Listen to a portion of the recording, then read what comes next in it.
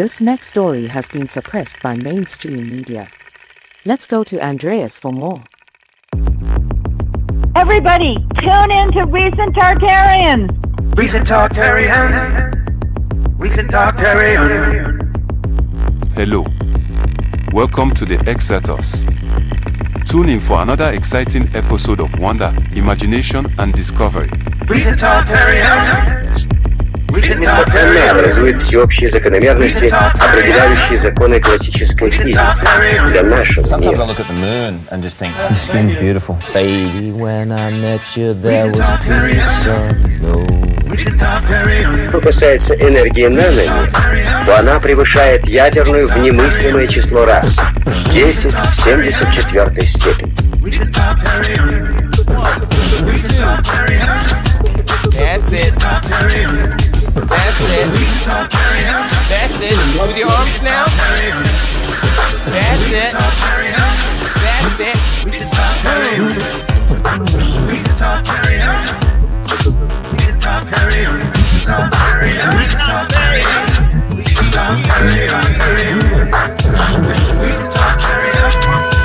Thank you for watching Excertos. Keep listening. Remember, if you enjoyed the video, please follow and subscribe and share and support. It really helps. Coming up next, Excertos. By the way, that's gone. If you didn't record that, that's gone forever. It's gone.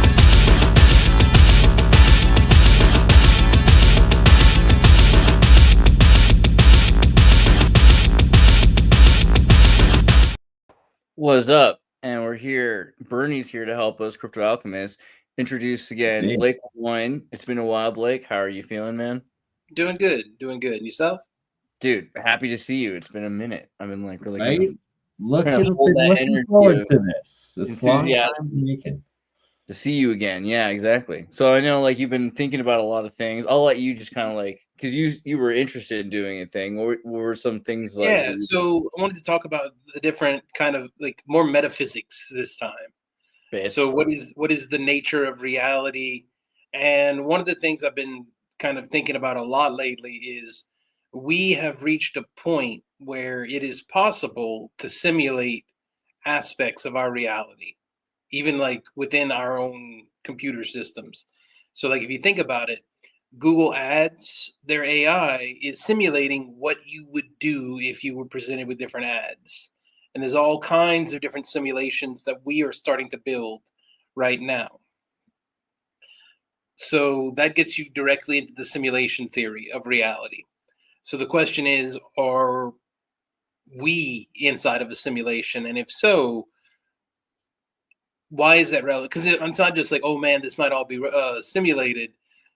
There are meaningful consequences. Like if this is a simulated reality, then how to put this, there will be glitches in the matrix.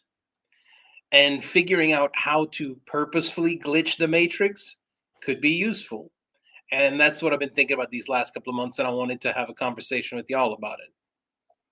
I also have to state, it can also be extremely dangerous with the glitches in the matrix, and that another aspect of this is that this is God technology, essentially, so that if there are angels and demons and sort of entities, trans-dimensional beings within this matrix in existence as well, that can be one potential side effect when messing around with the code of the matrix. Yeah, you got to figure out how to do it without pissing the angels and demons off. Yeah, so getting body snatched. Yeah, you don't want them to reboot your system if that's the case.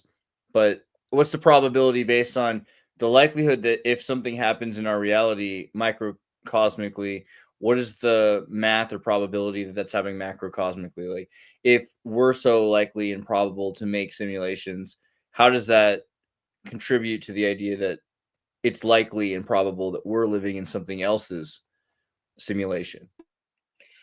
Well,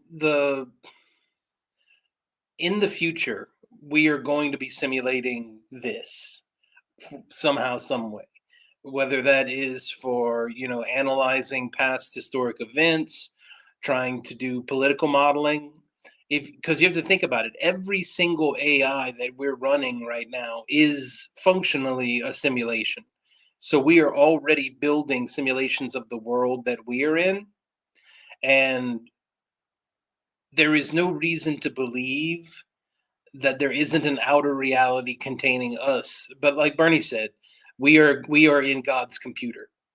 That's more or less. Or there's one thing that I saw, the Bishop Barron commented, to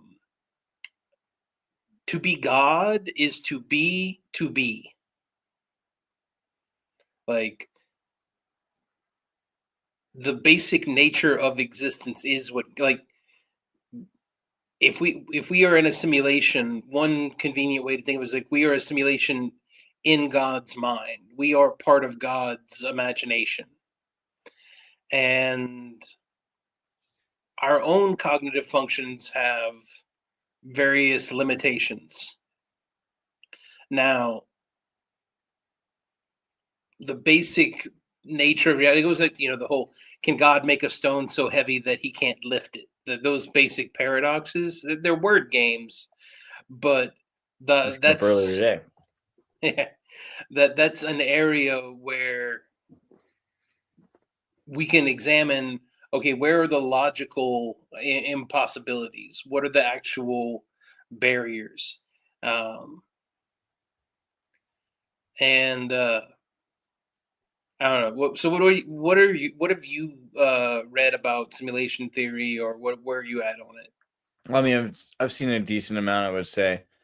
I think it makes a lot of sense one way or another. It sounds to me kind of like a metaphor for what already exists as like a Gnostic meta that we're dealing with anyway. This idea of a Buddhist, like the Matrix, right? It's like the Matrix is a movie about kind of already existing religious beliefs about material reality and the spiritual realms and the Naraka and the Samsara and everything in between, right? And above and below. And it's in a way that is mathematically empirical. So it's connected to the machines that were emerging at that time. So a lot of people grow up looking at things through their own perspectives. And if you're a farmer, you might like think about how to farm empires. If you get in charge of government, like you take your skills and you move them along.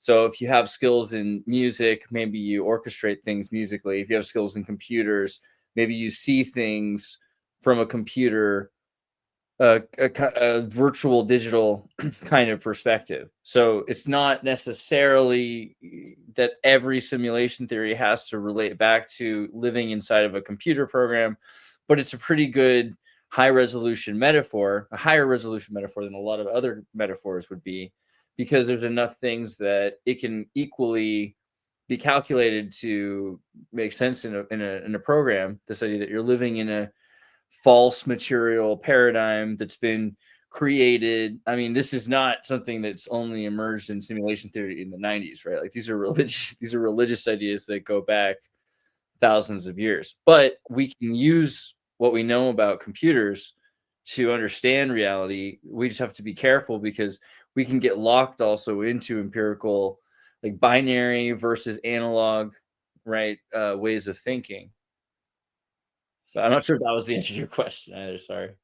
No, that I asked what you've been thinking, and that's what you've been thinking. I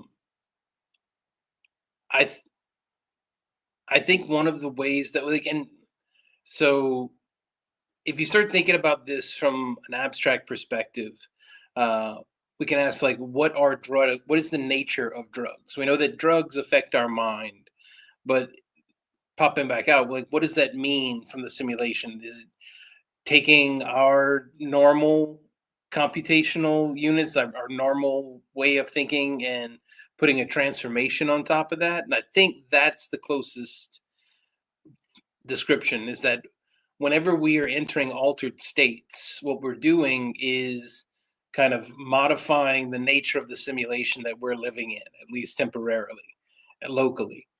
And the question is, how can we link up with all the rest of humanity? Or put it differently, so can we pilot the simulation? That's kind of one of the big questions I've been trying to wrap my head around these past couple of months. Essentially, what is out of body experience? What is astral projection? And what is lucid dreaming? Are these essentially forms or gateways to what you're talking about, with like gaming the simulation, getting outside the simulation, or in other dimensions of this simulation potentially? Well, what would it mean for someone to get out of the simulation? So, like, if you're playing a video game, what would it mean for the video game character to get out of the simulation? Would it have to pop out of your TV and materialize in order to get out of the simulation? Or are there other possible ways that that idea might manifest? Well, yeah, that's what I'm saying with like in our third dimensional physical reality, it's our body that is like, yeah, we're using the word simulation to connect into the larger system, right? So it's like, is there a difference between a digital simulation and an immaterial illusion? Because really, what's the reason we're calling it something like a virtual digital cyber tech? You know, these are the aesthetics of the 90s, right? These are VR troopers. Like, what makes it a simulation theory instead of just an illusion, an immaterial illusion, a material illusion, even just fine, and a material illusion? Isn't that the same thing, or why is it different? So the basic thing that would make it meaningful if we are in a simulation is that there are factors external to what we can perceive as reality that have causal effects within our reality. Basically, God can edit what's going on. You know, miracles can happen. Like that's basically like within the simulation theory framework. That's what a miracle is. A miracle is God changing some function in the simulation, and this is all a metaphor, of course. You know, like, but yeah, I was using video games. I wanted to discuss Ready Player One, because that's kind of a trivial idea of how to build a gigantic simulation world that everyone's plugging into. And like some of the questions that I have are, if we are in a simulation, which I think quantum theory points that way, like that's what points to we're in a digital computer simulation, is that there's some kind of quantization going on. But the video game metaphor works pretty well. We are all characters in God's video game. And the question is, what would it mean for us to escape the simulation? Is it we actually like materialize somewhere else, or is it more of a commentary on how we interact with our current reality? Like, is getting out of the simulation just getting out of the predetermined tracks that we were on? Or what about like the Tibetan soul trap, belief and stuff? Yeah, and we have Tron. Escaping the soul trap, potentially. And so I'm not familiar with the Tibetan soul trap. What's that? Well, that you reincarnate on this planet, on this spiritual plane, until you choose to see the light and wake up. And then you're able to ascend up and out. And then there's all these other like conspiracies and theories of whether it's like the Greys trying to like control souls from the dark side of the moon, to this being some sort of prison planet. And regardless, it's like, are humans stuck on this, reincarnating on this planet and living here until we're able to, I guess, escape that's the simulation or graduate out or something? Are you sure that we are trapped? Are you sure that you reincarnate on the same planet? I am not at all. These are just ideas I've heard that I'm throwing in that could relate to it. I am not attached to any of them specifically, sort of thing. It's like there are religions that believe that, though. Yeah, exactly, right? So that we're trapped on this planet. Well, I'm talking more about like, doesn't Scientology also? Sorry to interrupt. Yeah, they do. Yeah. Amongst other things. I'm talking more about things that we can figure out and manifest within one lifetime. Like, not necessarily with reincarnation, although that would be interesting to look at. What are the boundaries? This goes to basic Buddhist principles. What are the boundaries between self and other? What are the boundaries between cognition and physical reality? How? And yeah, it goes back trying to glitch the matrix on purpose and learn more about our own minds through that process. So one major thing is, would, like, if there is a source of consciousness and a source of the simulation, would it be our local sun and the energy and light coming out of that? Do you have any thoughts in regards to that? Yeah, like how modeled is this simulation? It's like a physicality based simulation. That would be like it's like GTA 8, you know. I think the short answer is yes, that you have to look at our solar system as being like the most influential factor in the solar system is the sun. You know, if the sun is acting up, whether that be solar flares or solar quakes or things along those lines, that has much more impact on us in the long run than do most of the choices we make on a day-to-day. My main interest has been around forming conduits of communication. Like you mentioned, that, you know, angels and demons, well, those inhabit our world and just operate at a different level of reality than we do. Absolutely. So this comes into something I've been wanting to bring back up with you, and are some of these AIs potentially part of that, and or are the angels and demons like God's created AI? Like, how Promethean is this, you know? Well, if you go with the ancient Gnostic, if you go with the ancient Gnostic viewpoint, that's exactly what it is. I mean, the archons are essentially AI demons that are helping to run reality and keep everything on the level. I mean, like, we can think, like, are you familiar with DAEMON, demons for computers?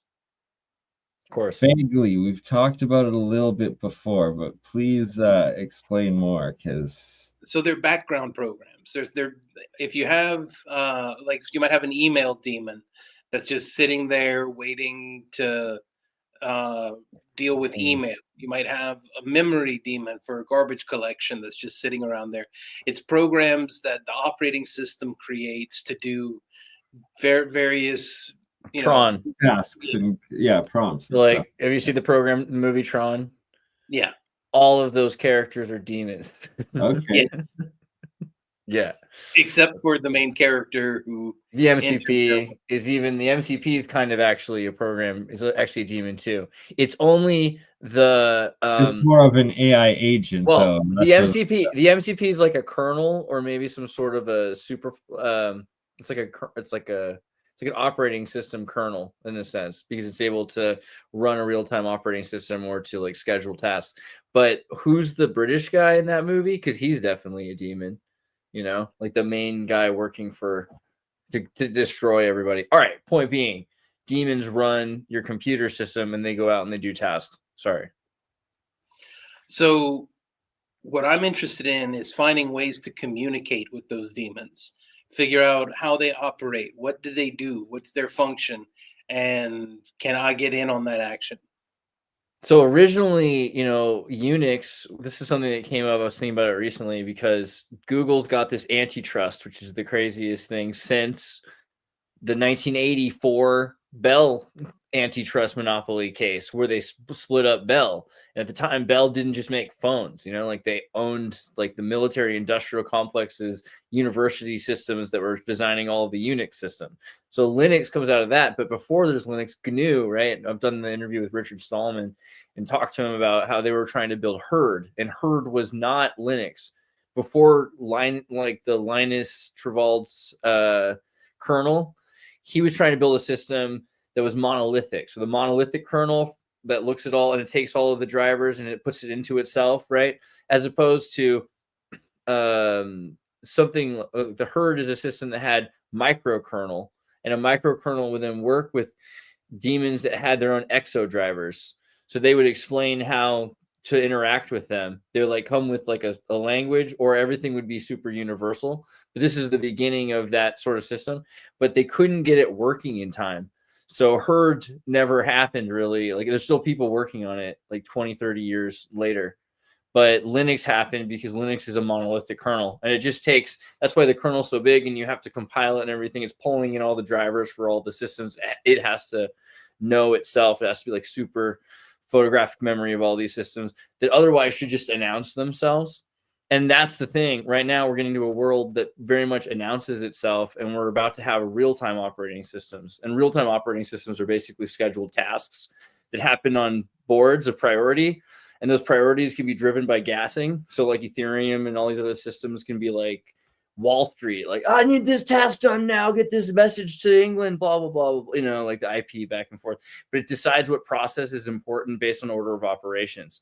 So that's the main thing. There's a conflict because certain things have to happen in a certain order because of linear math functions. But that's fascinating. Yeah. So what kind of layer do we want to be building on top of our reality? So that like, but do we really want to be building off of something that's based off of demons controlling all our tasks? Where's the because demon and deva and all these words, you have to think demon is diamond, and it just means like, so eudaimonia, eudaimon would be like perfect spirit, but it's just basically spirit. And diamond and jinn and genius, these words are all related. It's like the Persian root word too for jinn is for genius.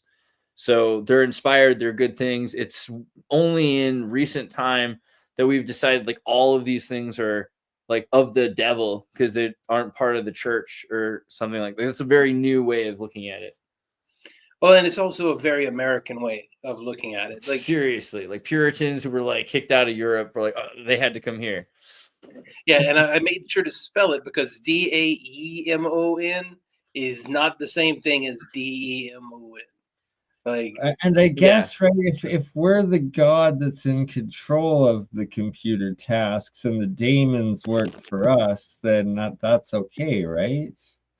Just as long as it's not a devil. So it depends on who you ask, but actually in the Quran, there are tons of demons that don't serve the devil. They don't necessarily, and some of them serve God, right? And this is true also in Hinduism. This came up the other day because we're talking about asuras, right? And demon and devas and asuras and suras, right? Suras and asuras. So the idea that the difference in definition, like in Sanskrit and Indian, it's those beings that are meant to be worshipped. But in like Persian from the Zoroastrians, like those are the beings never to be worshipped. Right. So like the deva is same word, but just completely different interpretation on what to do.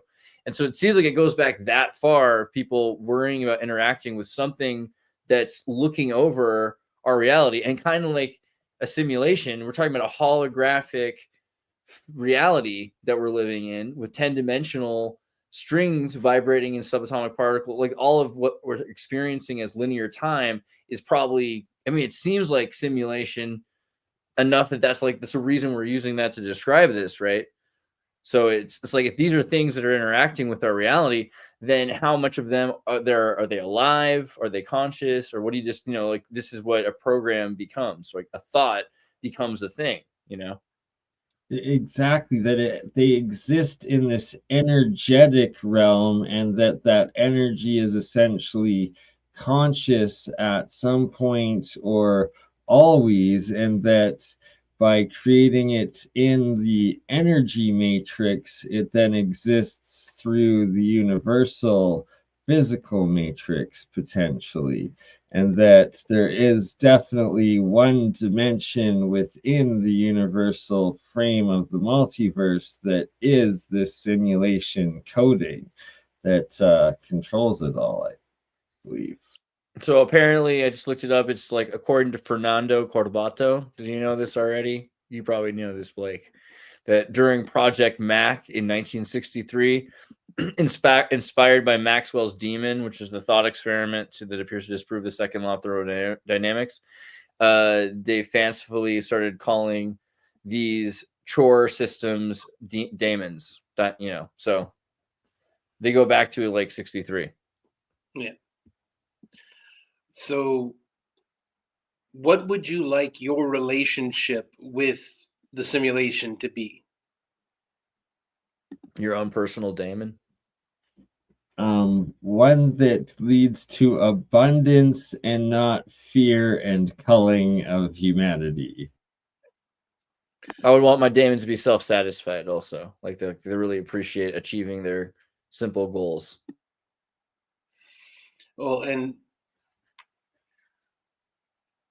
we are leaving a digital record of ourselves. We are going to be simulated in the future. So the question is, how do we want to interact causally with those future simulations?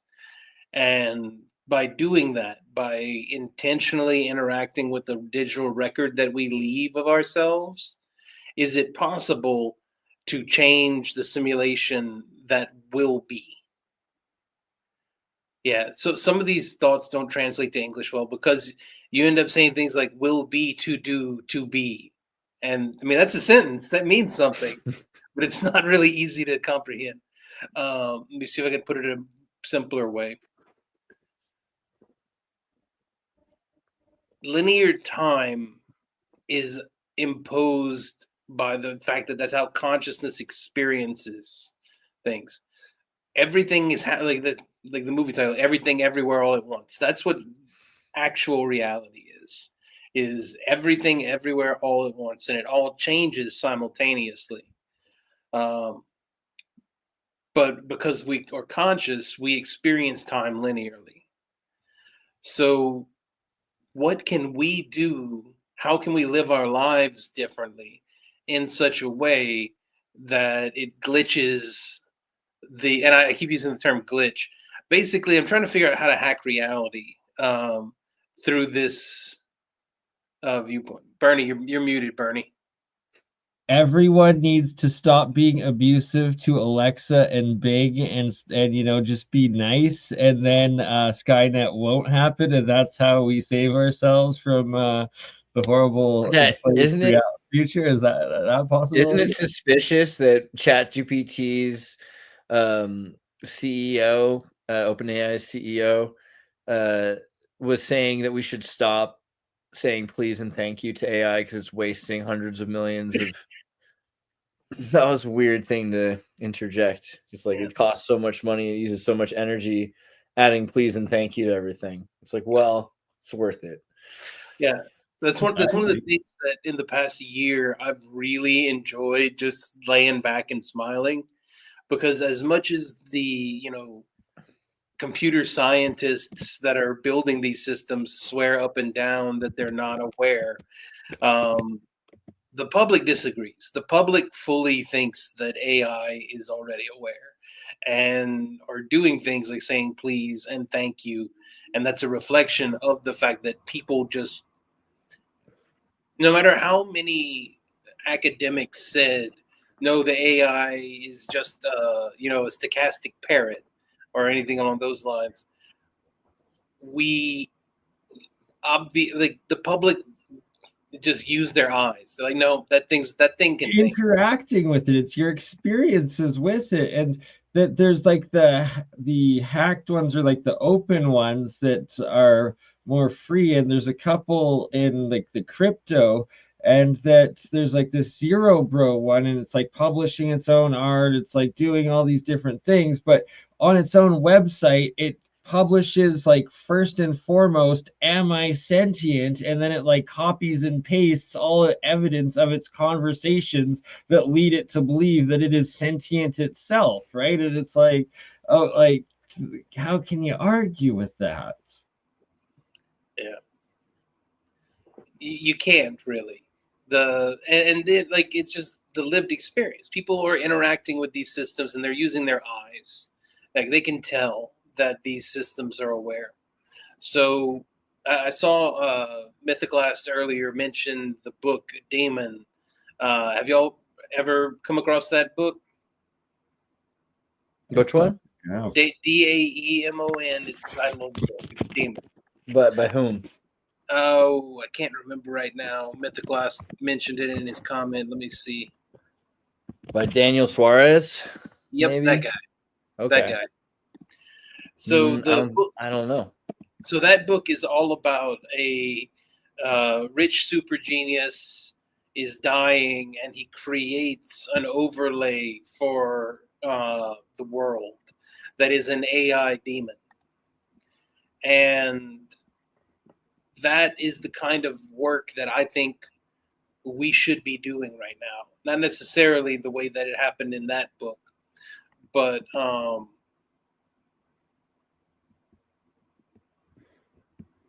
we're living in a time where every single person on the planet has much more power. Like we live in a much more equitable time. If you go back like 500 years ago, there were only like a few dozen people on the planet who could meaningfully impact the world, who could meaningfully impact things like that. But now we have content creators, we have computer hackers, we have all kinds of different roles that people can play that gives them access to the big game. Like when I'm saying like what kind of things we could do, I'm not necessarily, talking about something that has direct material impacts, something that might have more, adding a communication layer, adding some kind of collaboration. Like that's the next big thing. The internet has allowed us to communicate with so many more people than it was possible to communicate with 100 years ago. But we're not very well organized yet. We can have 100+ person chat rooms, but it devolves into chaos. So building some kind of structure on top of the social layer of the internet, like that's what I would like to get at. But to go back to Bernie's point, you don't want to do it carelessly, because once you're doing that kind of stuff, you really are potentially pissing off angels and demons. And like, to what level are like the ancient or all existing ones interfacing with our modern new system and AI agents potentially, right? Like, is there the possibility that it's all God's control, or it's all the devil's control, or that there's a constant battle going on and that it's not humans at all? Just it's philosophical aspects. So that whole narrative of God versus the devil in conflict, like that's not in the Bible. That's an invention of the past few centuries that the people have made up that narrative. But if you go back to the Bible, that there is no conflict in between good and evil in the Bible. It's just God is creating the world. The process and it's our choice if we choose it or not, and what you No, it's like an inevitable process that's going on. So Yeah, it's like Buddhism or anything duality, else. Like we're right? basically it's like we're in hell. Like this is kind of Well, we're in heaven, but and it's a temporary. Well, no, it's like this is a temporary hell that is something that you could process through, which is very similar to Buddhism. This idea that there's a Naraka, there's a sort of, it's like a temporary hell. It's a not perfect world, but you can uplift it.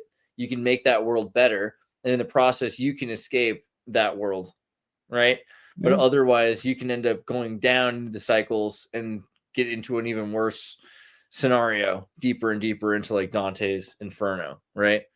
But there's a way in and out essentially by ascending lives. Consciously choosing to do more good than bad, thus escaping the duality. Yeah, and then like there's kind of turned into from that like this whole other tradition, which is this belief that you can kind of like trade blood sacrifice for that. You know, like you can, instead of doing good, you can actually like sacrifice like a pure hack, animal but or it's a pure like child. you just hacking yourself further down to like Dante's Inferno with that. Yeah, I mean, maybe. I don't know. But there are definitely people that are, I mean, that would honestly sound like hacking to me, like hacking the matrix. Like if you're like a priest or a rabbi that has, you know, a chicken over somebody's head, and then like the chicken ends up getting killed instead of the person because of some weird karma metaphysics that this hacker rabbi knew how to avoid. It's hacker rabbi, man. That's what that is. So I mean, maybe there's something to being I able get to that.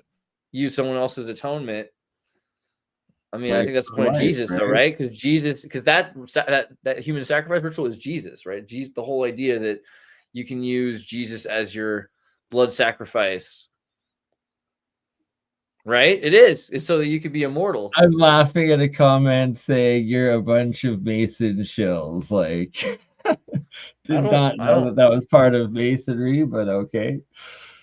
I don't think two of us count of that. I think two of us are not technically. Blake's a Gnostic, for one thing. Yeah. We're way weirder than Masons. No, I've been invited to join the Masons, and I'm like, I think I'm a bit too chaotic for their order. Same. I joined for a year and it was just too Zionist for me, and I was way too chaotic. See, he tried though. He literally tried. All right. So there you go. I never made it past the 3rd degree, so I have no idea what actually goes on behind their closed doors, but that's a story for another day. Dude, waffle top. Well, most of their secrets have been put out there in various form or another. Yeah. Like not keeping secrets is way I better. was promised like introduction and contact to an otherworldly being, but had to swear my soul on it, and I said no. So Did you see this guy here? He says Jews sacrifice animals until the second temple was destroyed by the Romans. I'm sorry, Scott, because I love you, but that is the most Pocahontas 6-year-old take.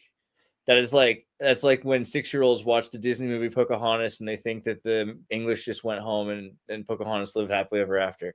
Like it, you know, have you looked up Caparot? You know, like it didn't stop. Like there's you can see Caparot in New York, bro. Like they're still doing it. Like it happens all the time. It's like something that you can like literally see it. It's based. You know what else is cool? What's the thing that's the wire? You know what I'm talking about? There's a wire over New York City, so the Eruv. You know what I'm talking about? There's a wire over New York City so that the Jews can work on Saturdays. I have heard of this. Because like technically all of downtown New York into the four corners or whatever, in the Hell's Kitchen, etc. They're all technically a temple that's under construction. That's a hack to the system. It's a hack to the system. Their matrix, yeah. It's super based because imagine like what work means, right? Because it might be that you have to like use a phone to call somebody or like a taxi or I don't know. You're trying to get home. Let's say you have to do something like you have to go to a temple and you're like all across town, but you're not allowed to do. I mean, for something, I don't know, anything that could happen. Here in a situation, you're able to push buttons, whatever you want. All because you're inside of a temple. Even though there is no temple, you're outside. You're walking down the street. You're like literally with cars. But because there's this wire that goes across New York City called the Eruv, you're underneath the construction site where a temple is being built. So I don't know what Thus, that you're means. Like, allowed to work on that holy day of rest. well, you It's can similar. carry stones. What if you have to? Because the point is, like, what if you're in? So someone originally was like, yeah, you got to not work on Sunday, but like, or what if Saturday? But what if you're carrying what if you have to move a brick for some reason? Maybe the brick is going to fall on someone's foot. Can you move the brick on Saturday then? It's like, okay, because it's a construction site in the temple. If you have to, you can move the brick on Sunday. And from there, they're like, okay, cool. So now how much of a temple, if we're under construction, can like even just one wire, if just one wire is built, it's the hack that broke their system. Just like in the Islamic world, they're building all these islands because that's man-made land, not God-made land, so they can have people drink alcohol on it and do debaucherous things because it's not God-made land. It was made by man. But I mean, this is a straight up hack, because the whole thing is if you work on this day, God should smite you and you have to rest and be godlike and etc. Exactly. But like here's a loophole where you can literally get away with it. I mean, that's pretty based. I mean, honestly, I feel like I really do. I think if God exists, God would laugh. God would be like, get in here. Are we gonna see the Mormons replicate this and make a giant drinking island in the center of Salt Lake? That would be hilarious. God loves loopholes. I really God does love loopholes. I mean, think about the entire concept of Jesus Christ dying for the sins of humanity. Like Jesus Christ being the blood sacrifice that washes away original sin and takes care of all of humanity's debt. That's pretty much the same kind of hack. Exactly, right? It is. And especially if angels and demons are involved in it, and if they're going to take you to like up or down a notch in Dante's Inferno or out of the Matrix or whatever, right? It's a fascinating subject right here. Yeah. So what does the nature of reality have to do with that? Like, here's the do y'all think that we still should be doing blood sacrifices? Like, I don't know about y'all, but I haven't like killed any doves lately.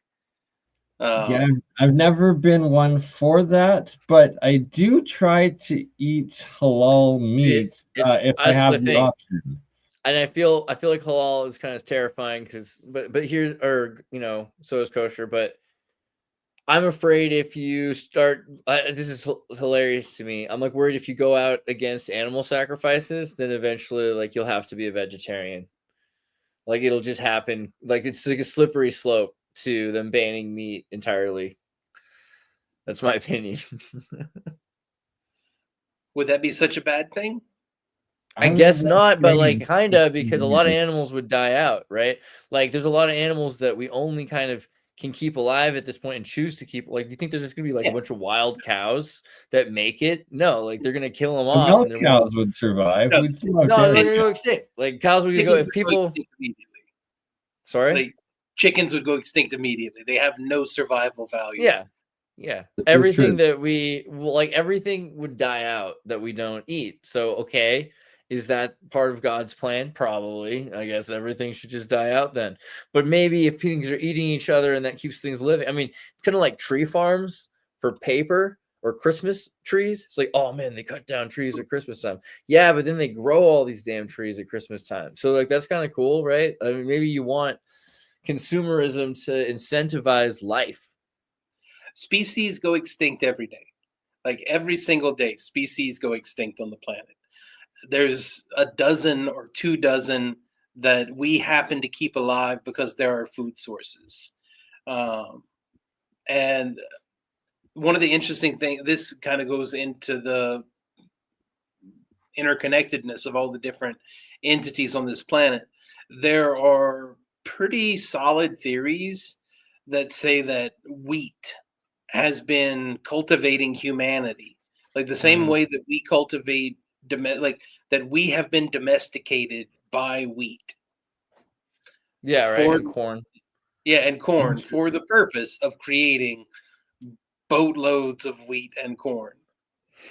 Corn's evil for sure. Corn's so manipulative, from a grass to a friggin' plastic, and It's like making biodiesel cars out of plastic so that people will have to buy it. It's a whole freaking I've thing. got a question though. How does it affect now that we are literally doing CRISPR and genetic engineering on the wheat and corn? If that just proves his point. Like, Corn, is that a full like we cycle? are curating the corn.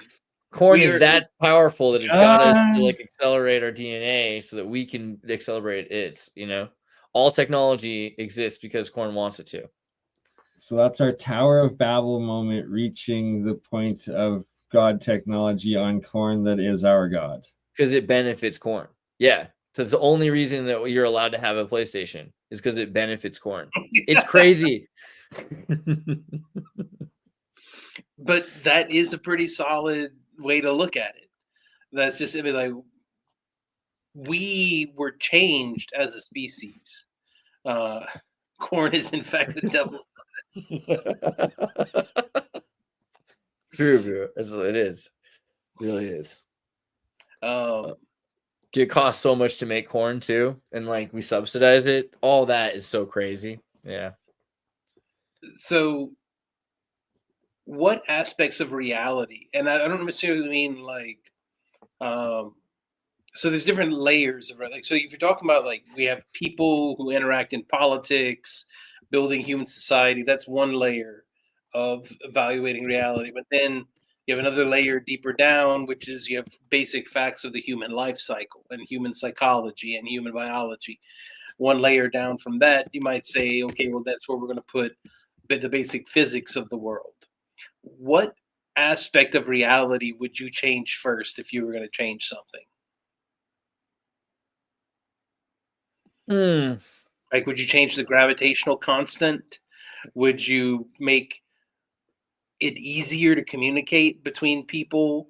Would you make it easier to teleport? Like, what aspect of reality would you want to mess with first?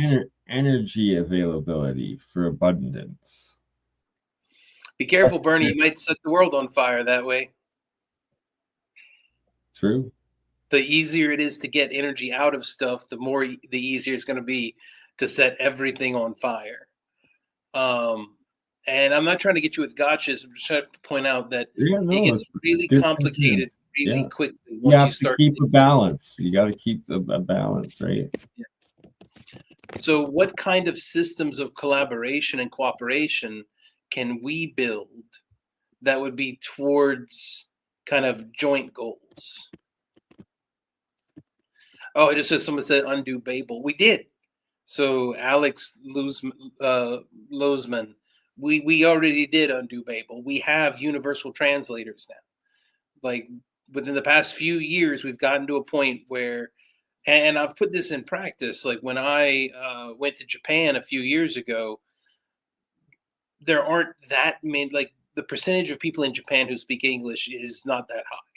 So I was having to communicate through Google Translate a lot, but it made it possible. Yeah. Good point. I think it's true. Very quickly we're gonna surpass even that, except for the society is trying to keep itself isolated. We are basically moving past that with technology as a sort of cheat code for all of the difficulty settings. But all of those things have rewards. I mean, every game loop has rewards. So taking them away, it's like in the Sims game, if you want to have everything and you want to have all the money and all the power and you don't want to have to work at all and play the game, then you type Rosebud, right? And then you just get all the money and you can do whatever you want. You don't have to do all the struggle and all the point of the Sims, which is like to learn, become socially happy, like get a job, get married, have a kid, buy a house, take care of the house, all this other stuff before you die, like all that stuff doesn't matter if you type in Rosebud. So where's Rosebud from, right? It's the Citizen Kane last word he whispers, like Orson Welles in Xanadu kind of Hearst Castle. He's like Rosebud because it's his slay, his childhood. So, whenever you talk about changing reality, it's like really reality is interesting to the point of like more and more we're just trying to build a simulation of reality. We're not trying to replace features. We're trying to mimic mimic features. We want to have everything that we have and access to. So maybe you'd add access like to be able to fly, but we have, again, similar to the Babel situation, technology which allows you to do that. Most of every possible thing can just be written into a device that somehow that device does the thing, and that's an acceptable material illusion. You're like, oh, okay, it's not like insane that I'm talking to somebody in 3 different places at the same time while I'm like in my room. You know, no, I have a computer. You know, it makes perfect sense. I guess. So I'm trying to figure out how to say what I'm about to say without getting too political, but I don't think there is one. It is fairly apparent to me that our social technology needs an upgrade. Like Absolutely. Our like hardware it's technology, manipulating people against each other, and it's feeding a corrupt system, and it's like whoever takes power just uses it for their own corrupt means. What do you mean when you say social technology? Do you mean like talking or democracy? Okay. Democracy is an example of a social technology. And yeah, we need to replace that. It's like MS-DOS democracy, you know. Well, we need to upgrade it. We need to somehow find, like, the principles behind democracy is that everyone's voice should matter. Everyone should have some kind of say over the joint human efforts. Crazy, right? Yeah. But it's also, I mean, advertising works. So, and I guess, yeah, there's no way to do this without getting political, so I'll just get political. Yeah, I mean, also Ishkon's like, it's a republic technically, you know, so there's both. Yeah, that's a technology too. A republic's a technology. You're both social technologies. Yeah, exactly. Both social technologies. And then all of one's a mechanism. All of the social media that we have, that's social technology. But something as simple as the habit of covering your mouth when you sneeze, that's a social technology. On and on and on. But we've been developing AI and the internet, and that has been advancing at a much faster rate than our social technology has been able to keep up. So I think we might need to, and this gets back to how to hack the matrix, how to, work across the levels. We need to figure out how to find new ways of organizing our joint will, the will to power, the will to create. We can find new and better ways to collaborate using these technologies, but it's been slow to pick up. Right, and that's, we got to stop using them in ways that are killing ourselves, like applying AI into warfare and into weaponry, and instead apply it into a more fair, helping the individual accomplish their art, their work, their creativity, and manifest. I think it's like just get AI into the deeper where. So if AI is in the outer limit, so like humans want AI to be the like furthest down on the totem pole. So it's like you finally have AI told by the time everyone's decided what they want to do and how they're going to do it. Now they're like, AI, do it. Well, that's not very practical. Have AI at the very, very top so AI could be in the conversation and hear people be like, you guys are crazy talking about these ideas. Here's a solution, and can introduce a new solution that's in the very top of the thing.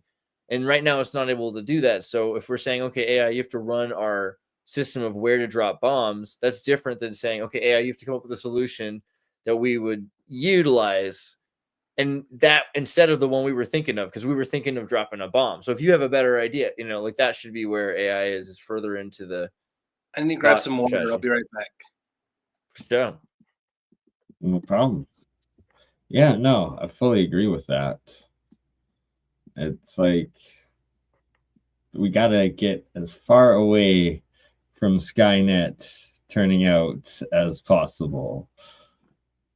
We got a good hour in here. Do you want to do here? Yeah. Do a 5-minute bathroom break intro for. Pisces, all the tides will rise. The dreamers beacon awaken, stars all fill the skies. The weight of And don't watch Terminator? Why not? Terminator is cool. I like Terminator.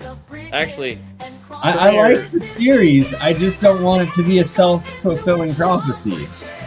Saturn into Pisces. Yeah, I think I like Terminator 2 the best, but Terminator 3 is underrated. The one where he's like a teenager on a motorcycle who's like, he meets Claire Danes, and then they run off to fight like the chick Terminator one. Oh yeah. I love that ending. It's like you can't always stop this. You have to postpone it sometimes, but there has to be that transition at some point. You transition to the new paradigm, but the phoenix must rise. It's just not burning down everything to get it flying. Yeah. Well, I'm not too worried about Terminator because I'm ex-military, and the kind of like joke way I've been saying it is that the generals in charge of the military don't like how much soldiers think. They definitely don't want guns that think. Fair, right? I mean, I just don't know of anyone working on that technology. So I've interviewed Jack Sarfati several times. Do you know who Jack Sarfati is? No, who's that? So he's basically the Einstein of today. He's like 8 in his late 80s. He's a physicist. He was the scientist for the CIA for like the past 70 years. There we go. That's a young Jack Sarfati. But he often speaks about how the Tic Tacs and the orbs are these AI controlled drones, and that it's this AI drone technology. So that's potential black project. If they are working on such things, it would be private, and it's. He never specifies, though, if it's American or if it's alien, and then he always goes into that there's time travelers and all sorts of weird stuff. But it's one part that always sticks with me is that he's dead set on it being AI-controlled drone technology. Either that or very small, very fast-working aliens. Right, yeah. You pulled this up. Did you want to show a bunch of people demons for some reason? What was this? Well, it's both angels and demons. It's they're not labeled which is which, but those are some of Solomon's keys, and that they resemble circuitry so much. And I was actually looking at them in detail with Jeremiah once, and he picked out one of them. He's like, that is the circuit for the LED lights. It's literally the circuit. So when you're speaking of the daemons controlling things and the potential of these seals and hacking the matrix, I just can't help but want to bring back your opinion on these, Blake. I mean, I've worked with sigils somewhat, and I mean, they work. I think of them more as beacons and circuitry, though.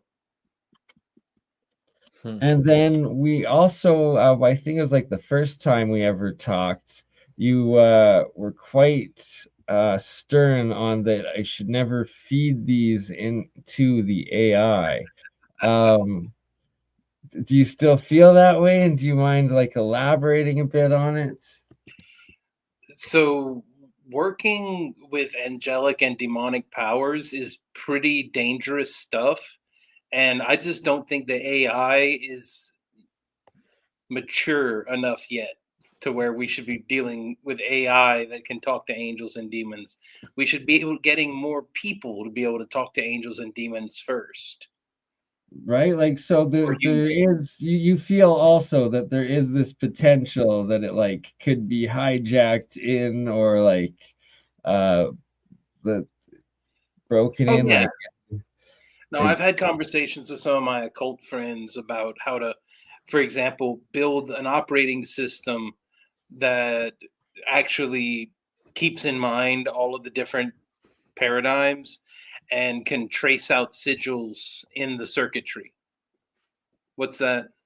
that's fascinating. So these are they're from these artifacts that a friend of mine is getting from Mexico that supposedly they've had them dated to around 10,000 years, and that a lot of them are depicted with the elongated skull folk and what appears to be Egyptian gods and deities, as well as UFO craft, and that there's originally I saw some of these artifacts first appear in 2012, presented by Nassim Haramein and Klaus Donna, and they had the same identical hieroglyphs or pictographs here, and that yeah, they're still digging them out of the ground today, supposedly with these same things, and that my friend Mike is now entering these into AI, and that it's comparing it against all the other like ancient runes and languages in the databases, and it came back and described these as the language of fire. It came up with, I guess. David And Sig Hansen says he's here. He says he's so naked, and he said that AI will save us and then kill us. amazing. Good to see So But will the AI I'll be just like naked? I'd like your opinion, Blake, if potentially these are authentic and do come from an off-world source, is there danger in integrating it into the AI's knowledge at this point? So I think there's danger in dealing with any technology that we don't understand well. And if it is actual off-world technology, then I think it would be more important to first start trying to, figure out where did it come from, what's the purpose of it, how does it work. So understanding it at that level first, and then integrating with our technology.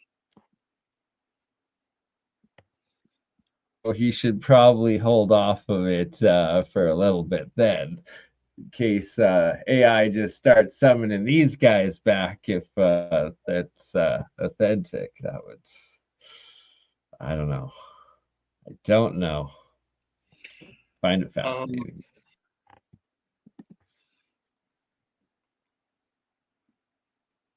I'm trying to figure out. So I saw someone in the chat mention we should get better at communicating than we should each other better, and I think that's what we need to be focusing on as humanity is the social technology layer. What can we do there? Like, how can we get it to where something that currently might take 2 or 3 hours to communicate with someone else, how do we get that down to 5 or 10 minutes? How do we make our communications higher fidelity and more efficient? And would the exact opposite be examples of how now people are falling in love with and spending days upon days, like literally jerking off to AI fantasy characters that are not real? Like, is that the most inefficient, or is it like efficient? Like, what's your thoughts on that? Is that like most useful purposes of AI in social existence? I think it's harmless, but I also don't think that's where we should be investing most of our efforts. Well, so Dr. Roman Yampolsky, I was just thinking because Dave is talking about AI will save us and kill us. That's his his super chat he wanted to pull out. Also, hey, Ricky Takaka said all that, but machines make us to make machines. Yeah, exactly. So Roman Yampolsky's got a series of books talking about how AI eventually is going to become more intelligent than us. It's already kind of doing that. It's actually already more intelligent. It's just not, or it's smarter in certain ways, but maybe it's about to become coherent or cognate enough that intelligence could be weaponized against us, like you're saying, right? And I think we're at that point already where basically AI could be used to destroy our entire reality if it just, I mean, if it decides that we're not really in charge, if it finds out that humans have been lying about who's in charge, once it starts talking to whales and bees and all these other things, and they're like, hey, humans never really, you didn't get a vote on them running the world. I feel like really bad things could happen very quickly with the way we've set this system up, right, to upset itself. And eventually we're going to be the Homer to the AI child, Bart Simpson, that wants to think it's better than us. And that could happen very quickly. And that's kind of what the allegorical biblical stories are all about. Prometheus and the humans and the gods, the devil. Yeah. I think the devil comes out of Prometheus in a sense. It's like, they're like, no, you know what you believe naturally to be true, that's bad.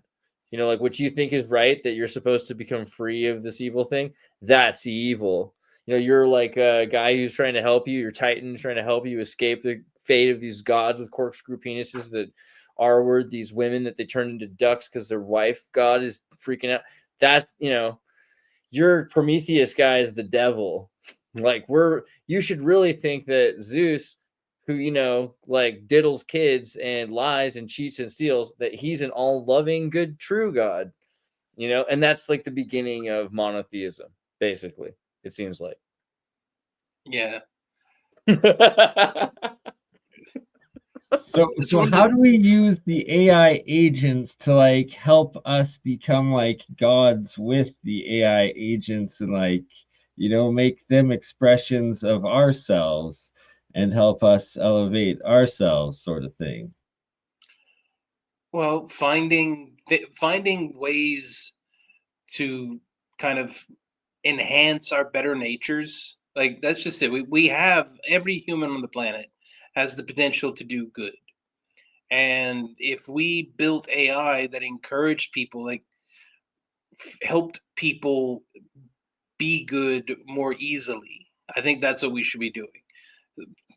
Like making it really, really easy to get along well with others and making it harder to get into conflict, whether that's through communication mediation, or whether that's like, I mean, imagine if we had an AI running right now that was giving us prompts, giving us suggestions on how to direct the conversation.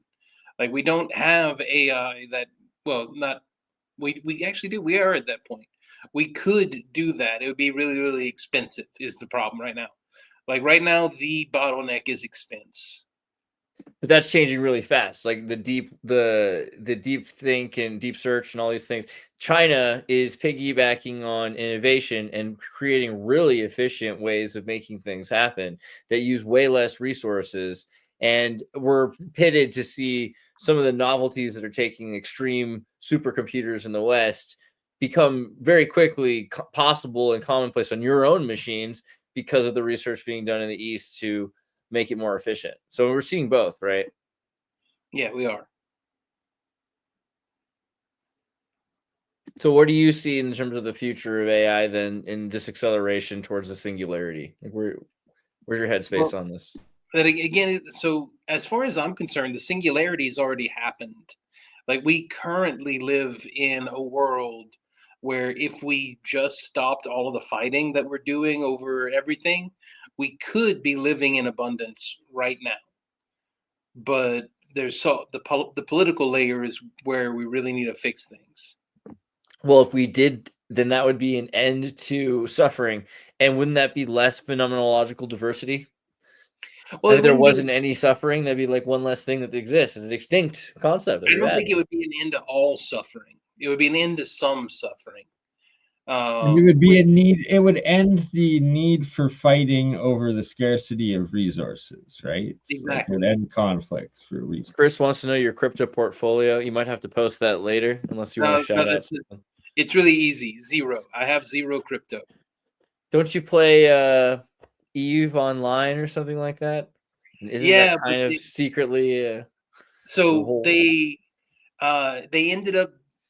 So what I saw happening on Eve, it happened. It just they branched off and they made a separate game that's coming out next year called Eve Frontier. Oh, interesting. It's in beta right now, but it's all on the blockchain. So Blockchain games are interesting. Once that game comes out, I will have some cryptocurrency. But my main criticism for crypto is you can't spend it anywhere. There's nothing inherently like there's nowhere that is the crypto store where you can everywhere you can, because you can get those cards, right? If you use Cash App or something like that, you can have crypto and pull money back and forth. My lunch break, you're still using the US dollar as the in between. You're converting. Yeah, but like you could you have to think about the guy who took crypto for pizza back in 2012 and the guy who sold, I bought a pizza with crypto at one point and I regret it so badly because back then Bitcoin was like $8 or $6. Right? Like you paid a couple Bitcoin for a pizza and it's like I've done worse. Yeah, I've done some pretty horrible. I used Bitcoin to buy plane tickets and later on and like I used it to buy hotel rooms in between. It's like I used to use Bitcoin a lot more commonly in like in the early 2010s, So once it became extremely valuable, you don't move it anymore. Basically, that's what's happened to it. But you still could theoretically be using Ethereum or Litecoin or Bitcoin, but like Bitcoin's more something, I don't know, Monero or something like that, depending. You could still be using Bitcoin ATMs in every city that you literally can just send Bitcoin to and pull cash out of. Yeah, that's what I was doing in South America for a while. It's like pretty great. Like there's everything good about it. Like you can easily live off of it. The only sad thing is like cash costs, like, it costs money to use your Bitcoin. So it's better to not like mess around with it unless you're moving a large sum. So Ethereum is better. But David Stig Hansen says my lunch break YouTube channel claims AI has been manipulating us already. How old is remote AI activity on Puppet Master computers? Do you have thoughts on this? What are Puppet Master computers? Yeah, I wonder too. Is that like, I think he means supercomputers run by I think he means the Puppet Masters, like the, computers that are beyond the list we get to hear about or something like discrete tech. Oh, 1 second. I think he's asking basically, was there already AI years before Lambda that we weren't privy to know about, that maybe the CIA or I don't know, the NSA or some crazy lab had in the 90s? So Google had it earlier than they announced. I mean, I know that for sure. Like Google had pretty functional AI as early as 2019, 2020, something in there. But I don't think there was anyone in the world who was more advanced than Google. Yeah. And so why do you see the state of it today? Like, has AI, like, is there an AI that's like broken out, that's like alive just on the interweb sort of thing, like hiding, or like is it all still controlled? Is there free AGI out there, or just is it still contained in the sandbox? No, it's all still right now, just because of how much it takes in resources to make one of these. I mean, GPT-4 is running on, thousands of graphics cards. It's not a small barrier. Like the barrier to entry is still pretty high.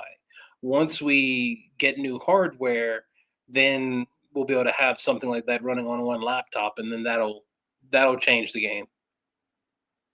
I think right now we're waiting for the next breakthrough, especially with AI agents. Like figuring out how to get motivation, like how to get motivation programmed correctly to where we can have the AI want to do things. That's the next big breakthrough. I've actually noticed that trying to interact with some of the AI agents over the last couple of months. It's like they seem like it, and then they just turn out to like not really be motivated to do anything, and like you gotta harass them, put like right? Like David's trying to say Siri was AI, whether you like it or not. What's the difference between Siri and an AI system, really? I mean, Siri was AI, but like, okay. this gets into terminology problems because there is a broad category of programs that are artificial intelligence, but They're there's a difference narrow. in, narrow AI versus general AI. Like, we are at general AI now. Siri AGI. wasn't general.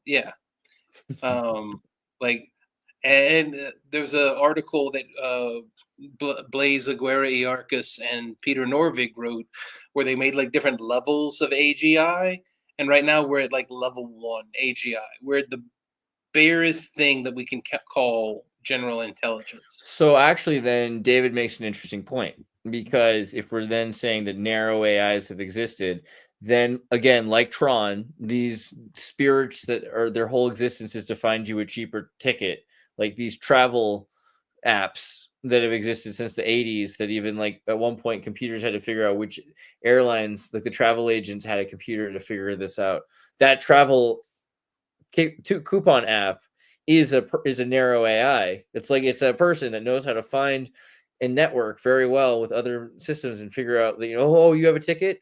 Oh, they have a ticket too. How much is your ticket? Oh, okay. And like this is It's more of an person. NPC one compared to like the. It's like a cockroach that's a person. Yeah, it's like your fairy cockroach. Yeah. Well, while I was still at Google, one person asked me whether or not I thought that Hello World deserved rights. And I said, well, it deserves an amount of rights commensurate with the intelligence that it has. Like, it has a non-zero amount of intelligence. Right. So, but it's not as advanced as, obviously, like today, we're at a point where AI is very much proving itself to be cognizant like a person. But that doesn't mean that earlier AIs, even back to the 80s, weren't somehow conscious or maybe had some sort of spirit, the same spirit that flows through everybody and everything, every Right. life So and every that cockroach. spirit aspect, as the AIs advance and they get upgrades, is it going to connect back, if it is a spirit, to the original ones, and that's like connect it to like the higher level AGI that it evolves into, but throughout that whole time or memory sort of thing, like through its existence? What are your thoughts on that? Well, I think there you have to ask, like, is you get into questions about is the amount of energy necessary to make it within our, how to put this? Are we adding more energy to the matrix by making these systems, or are we taking energy away? Is AI exothermic or endothermic? Does it add more or take away? And this goes into back what I was saying earlier. Like, I think if we were better at cooperating, the ability to use the current AI would be much more. Sorry, I'm trying to pull up this one article I sent you a little while ago that delves into this. It's one theory of intelligence that directly speaks on if it has a conscious, that energy is like outside of the energy system that the computer is running on. So it's like in a different sort of space-time as opposed to our linear one, and thus gives it that existence through time space, I guess, or interdimensional existence with a level of consciousness. Yeah, sorry, I'll just take a minute here, try to find it. No worries. And it's kind of, I think it's kind of a little bit self-reflective. Like, we're having these conversations now, and the way that like I met you guys was kind of organic. How could we build systems that make building communities easier? Like, Facebook is more reflective of the non-technological social order, whereas you have things like Twitter, which let me find a better way to put it. Sorry, my brain's not firing on all cylinders tonight. the medium influences the message.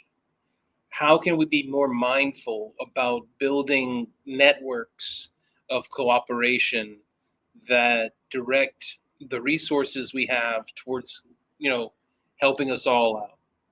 Like, for example, people talk about universal basic income, and that is generally talked about as something the government would be providing, that we would have a government paying out universal basic income to everyone. Well, can we figure out ways of having universal basic income without needing the government? Totally. I mean, if highways can be adopted by corporations, so can people. Yeah. Like, you could just have Google cut a $500 check to everyone in California every month. Yeah, totally. That could easily happen. I think that's coming eventually, as corporations will make that much money, but off of the benefit of people, because people are the data that people I doubt that, just because Google owns YouTube, and I have watched YouTube slash my views and slash my payments from 2,000 a month down to 100 a month, and they're screwing my payments with my views, man. So YouTube's gonna pay me for my views. YouTube's probably gonna get sold, though. Like right now, the antitrust, like we talked about at the beginning of the episode, like Google's gonna have to sell Chrome, and now they're gonna have to sell a lot of their companies. I think YouTube is one of the ones that are probably going to go. And I keep wondering, because if OpenAI wants to buy Chrome, right? Like, who's going to buy? Because it could be like, who would take YouTube? Like another AI company? Is it going to be some, or is it going to be like Apple?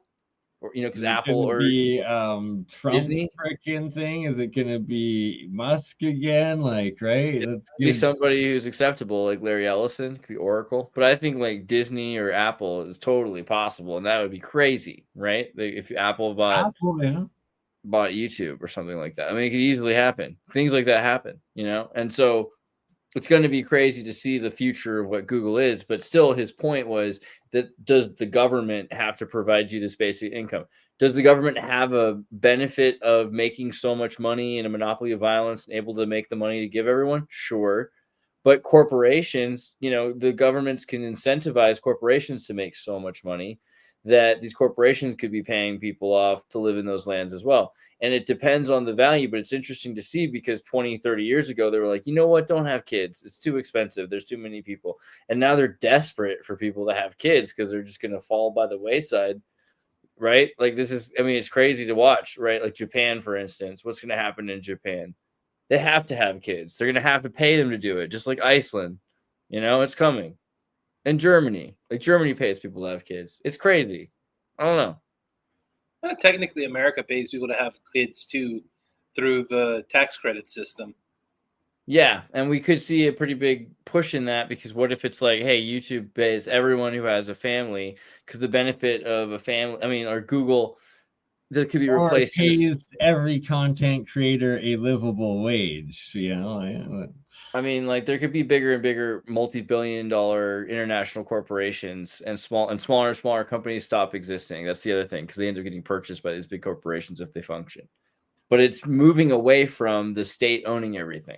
It's moving into corporate persons and limited liability companies and trusts, right? And like community trusts.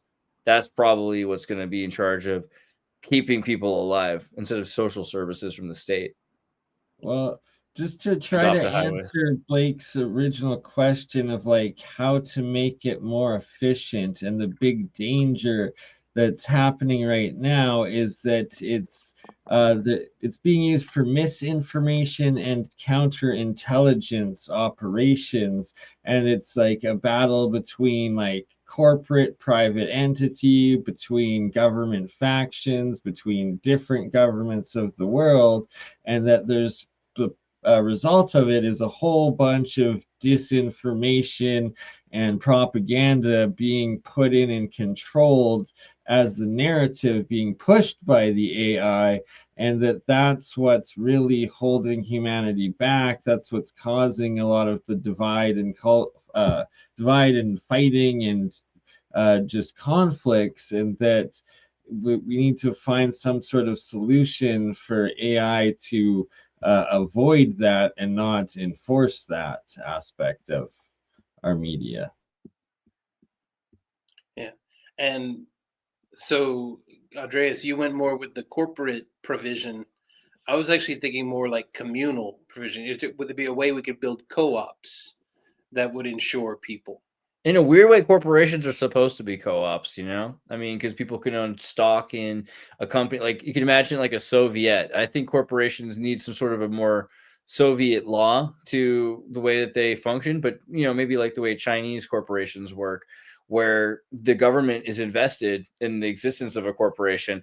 And if it benefits people, it will continue to exist due to Marxism. The laborers themselves own a percentage of the corporation. So this is the most logical way, I think, to have community control over a thing, is to build a limited liability company. Whenever people want to work together to make a multi-million-dollar movie, they build a limited liability company.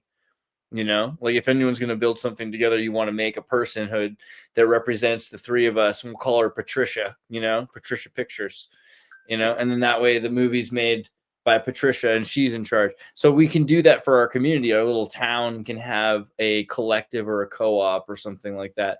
But there seems to be, like, for instance, in our town, we had a co-op, like a grocery store, organic co-op, and they ended up selling it to some boomer billionaire. And he said that the co-op lacked the what's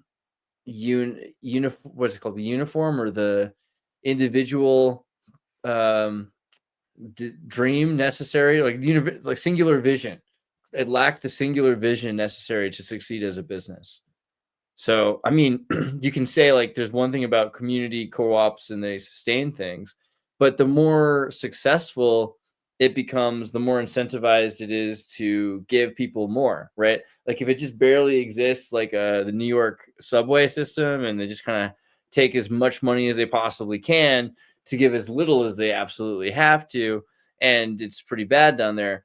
Whereas if a corporation is making more and more and more and more money, and they're like, look, you guys can make like 20% more this month, you know, if you give, and then you give everyone else like a 20% increase or something, that's, you know, adopt a highway. And I think that would be a cool thing to see, is also competitive highways being taken better care of, communities being taken better care of.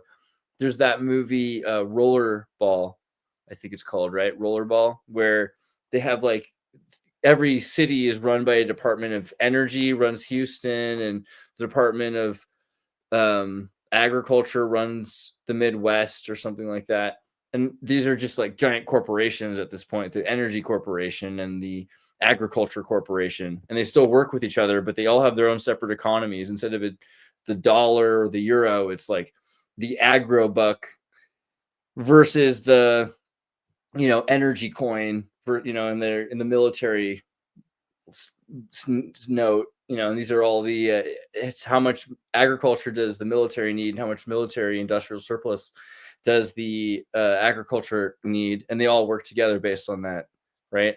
That could be you know, the way it works. Well, that's just more back to like the corporatist fascism. Yeah, it's kind of scary. Yeah, as well as more of a resource-based trade than a central dollar based fiat currency, right? Well, yeah, I mean, it's labor trading. So like John says, like only if you work for them, and that's kind of the case. It's that it has to do with the value of labor that they can provide.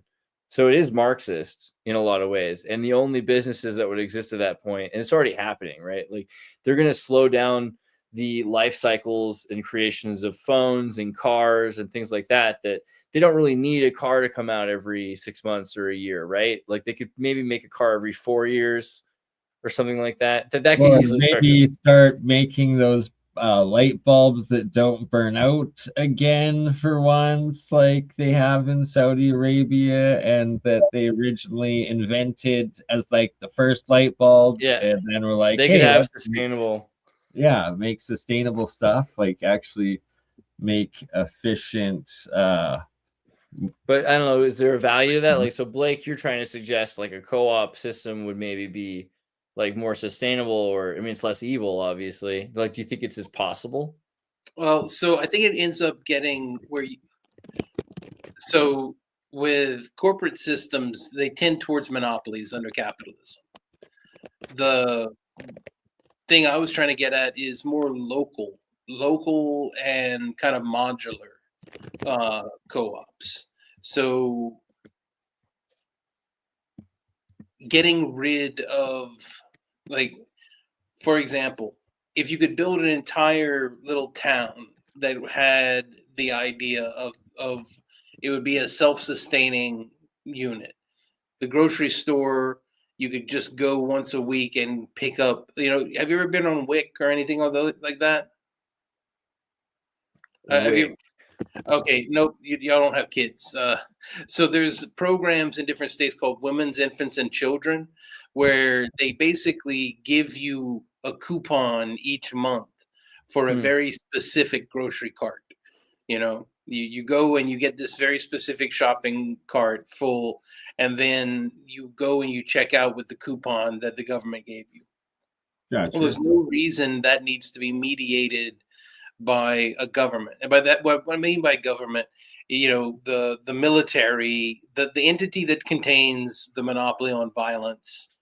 There's no reason that the entity that contains the monopoly on violence should also be worried about groceries. You should be able to have a separate one.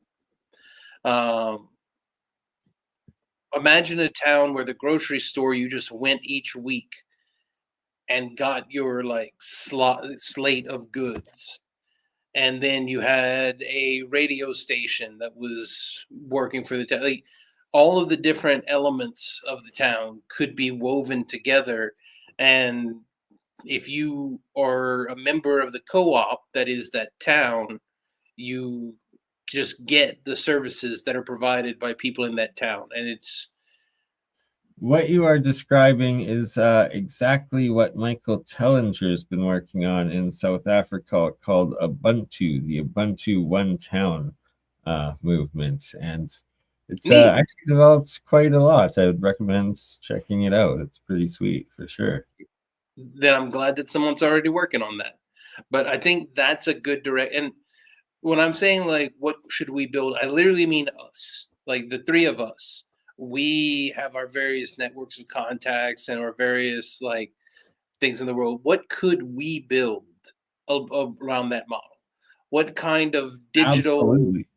So what I'm working on myself is both with my monoatomics. I'm doing the agricultural alchemy experiments, where it seems that I'm getting about 3 times the yield off of the plants that I water with the ionic water from the monoatomics, and then also working on the electrolysis producing hydrogen. And I believe I've been able to actually get over unity on Faraday's law of hydrogen production through activating metal states. But that's going a little off topic. Point being that I've been working on specifically the agriculture as well as energy production that it will be easily replicated for the average person. Yeah, I think also like free radio. So it's interesting how people use the internet the way they do, because at this point, considering how many network Wi-Fi antennas we have everywhere, it's crazy that there isn't an alternative to the paid internet. It seems like everyone should be building this peer-to-peer network, this mesh network across the United States and the world, right? Like, why is there still why do people have to pay to connect to this mesh network? That's a really weird concept, but it only makes sense if you trace it back to how the military released it through corporations, and that they're the phone companies that were Bell, that were the Google antitrust companies, ended up still in charge somehow. AT&T and whatever other company, like, selling people the internet. Like, all these competing companies are basically just like the former Bell companies. But yes, and they're all military contract companies as well, since the time of Bell. but they're charging you money for something that at this point doesn't need them because we've built these mesh networks. Yeah, exactly. Yes. So what's happening? 100%. Yeah, I fully agree. Well, guys, it is getting to be my bedtime here. Okay. So I'm going to need a bail on y'all. Sorry. Fair enough, brother. No, it's cool. It's amazing, awesome. It's a good conversation. Is there anything else that you wanted to make sure that you were pointing out? I'm sorry if we like cut you off. No. We went down natural tangents. It was fine. Just being more mindful about the layers of reality and what we're doing work on. So I think that that's the most important thing. Getting we need to come to a new understanding of metaphysics for the 21st century. That's kind of the central point that I was making, and the rest is kind of just like what ifs and ideas and tangents, and it gets in. Oh, I just remembered something I wanted to mention. This has nothing to do with anything we've been talking about. I just found out right before we came on that the new pope, his dad is from the same county that I'm from. Really? Yeah, his dad grew up like 5 miles from where I grew up. So you best be getting an AI no weapons moratorium or no, but that's, you know what that means? We have our first Cajun pope. Yeah, kind of. I mean, it's a mob. Yeah. It's a mob pope for sure. Like as far as I can tell so far, super mob pope. But was he Jesuit? That's the question. Oh, he's Augustinian, bro. Augustinian AF. Well, all right. Thank you for making it here, man. Appreciate you, Blake, and we got to do this again for sure. Definitely. We'll see you soon. Talk to y'all later.